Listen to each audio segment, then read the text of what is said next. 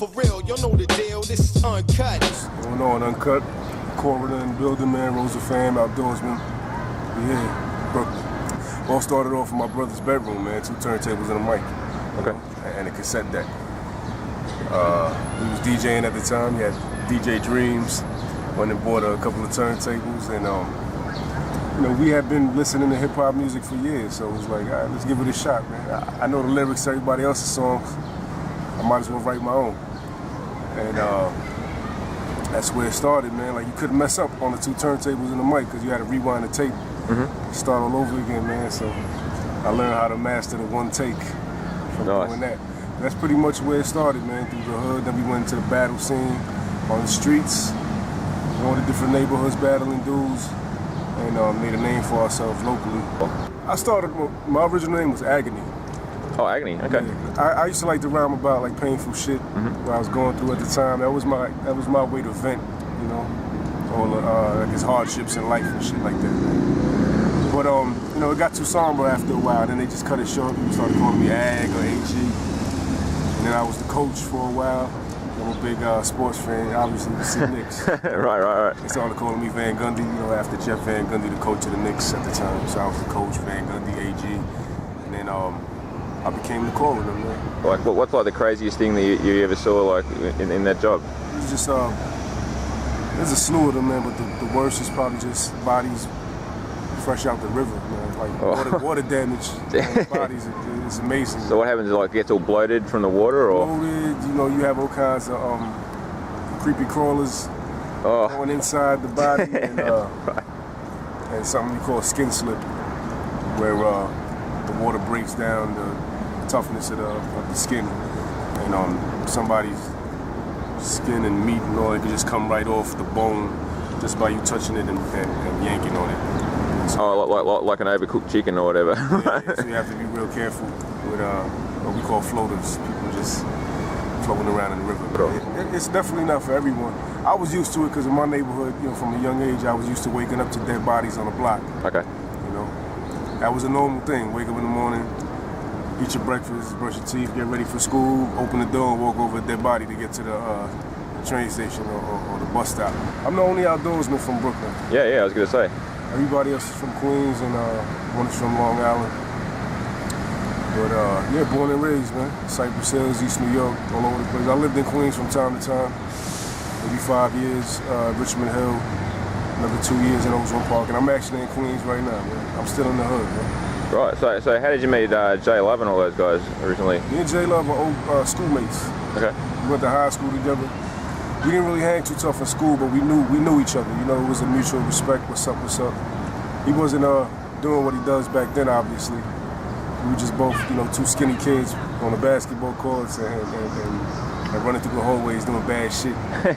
Right. I just reconnected with him through a mutual friend years after. And when I saw it was him and he saw it was me, we didn't know we were coming to meet each other. Okay. It was just like, come on, man. Hey. You're doing what you do, I do what I do.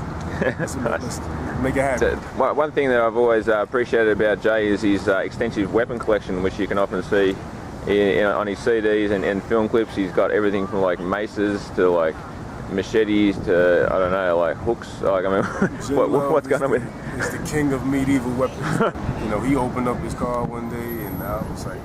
Well, that's his trunk. He's just got heavy weaponry. I was blown away, man. It was crazy. Like, you might as well live in a castle, man, and walk around in a robe all day. Right. So King J Love, he's really the king, man. Like, the dude who probably chop your head off if you come in his house, man. He got axes and it's all kinds of crazy, weird shit, man. What's like the most, what's like the rarest medieval weapon that you've seen in his collection? Is there anything that really stood out for you that you just like, where the hell you get that? Some type of blade that comes up through the head of a skull. Just push it up. It's just crazy, man. Then it has like a hook attached to it. It's just wild, man. It's like you could stick it in somebody and then just pull out their heart with it. What can you tell me about how like the Outdoorsmen kind of came together? So was that something that Jay orchestrated, or was it just like mutual friends, or? Yeah, Outdoorsmen was a clique. I don't even think they were rhyming at the time, man. It was just a bunch of dudes that they just so happened to rhyme, but they weren't calling themselves the Outdoorsmen as a rhyme, like a rap collective. You had Mayhem Loren, Action Bronson, J Love, Love, Stax, Dren Star. You know, there was so many of them. And when I came into the fold, they were putting together a mixtape called Last of the Dying Breed. I remember that, yeah. And that was going to be the introduction to the Outdoorsmen. And I had just made the final cut. There was like one joint left to be recorded when I got into the studio. And J Love threw me and Action Bronson on the track. And that was the first time me and Action were like on the same track as Outdoorsmen. You know, that was also his introduction to the Outdoorsmen, even though he had hung around them longer than I had.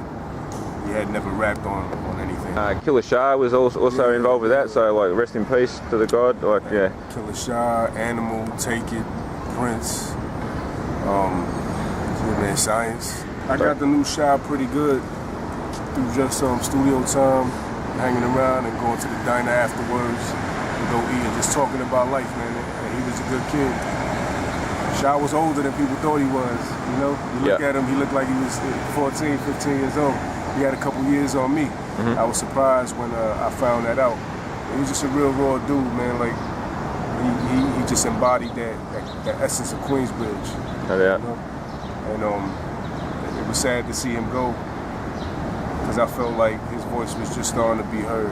And he had hung around the greats and the legends and all that for a long time. So he paid his dues, and it was his time. But you know, God had other plans. So you know, rest in peace to Killa Sha, man. Yeah, It's for him. Action and Mayhem have been getting a lot of love out there, and now you're like next up to bat to rep for the crew, so it must be kind of an exciting time for you. Yeah, it's very exciting, man. Like I can't really put it into words. Like it's just so weird for me now to be approached. I get approached everywhere, man, and I don't even think my face is like, you know, I haven't got out that far. But like even recently, I was in California. I was in Disneyland. Some kid ran up on me, man. Oh, wow. Coroner in Disneyland. That shit blew my mind, man. Okay. And you know, it's not what I look for. I'm not into the bright lights and the cameras and fame, really. The respect I love, though, man, because we worked hard for this shit. So it's always good to be respected by the fans and your peers as well. You know, and I get a lot of respect from the legends of the game. Okay. They come up to me all the time, like, yo, man, you know, you got that thing. Like, you remind us of that era when the shit was golden, man. Like that means a lot to me because I studied all of them from G-Rap to Big Daddy Kane to Rakim. Uncut, baby. What?